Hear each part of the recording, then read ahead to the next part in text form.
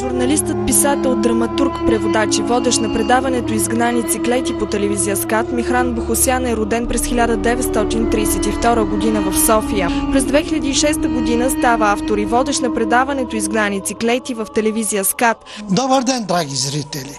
Аз съм Михран Бохосян. Започва поредното предаване от рубриката "Изгнаници клети", посветена на трагедията на арменския народ в Османската империя, но и на многовековната дружба, приятелство и взаимни симпатии между българския и арменския народ. Новината за неговата кончина е тежка и неочаквана за близките му и дългогодишните му колеги. За голямо съжаление загубихме един голям приятел, загубихме един голям арменец и мисля, че загубихме един още по-голям българин.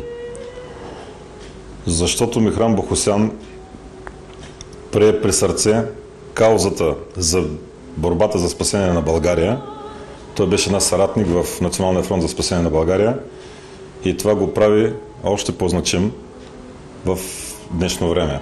Много добър човек, рядко съчетание на прагматичния ум на инженер и конструктор с душата на поет, на творец, на драматург, театрал, филмов режисьор, автор на телевизионно предаване.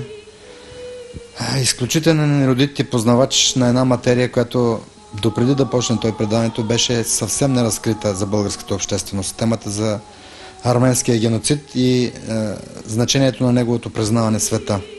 Просто не мога да повярвам, че го няма нашия скъп колега и приятел Михран Бохосян. Пред очите ми е как буквално онзи ден преди предаването, последното, заедно с колегата Ненчо Ненов бяхме в стаята, си говорихме как си, що си, прегърнахме се, той отиде да води предаването. После си казахме довиждане.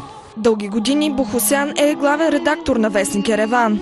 Автор е на няколко пиеси и книги, сред които "Арменската цивилизация", "Арменците в София" и други, както и художествен ръководител на арменския любителски театър "Сундукян".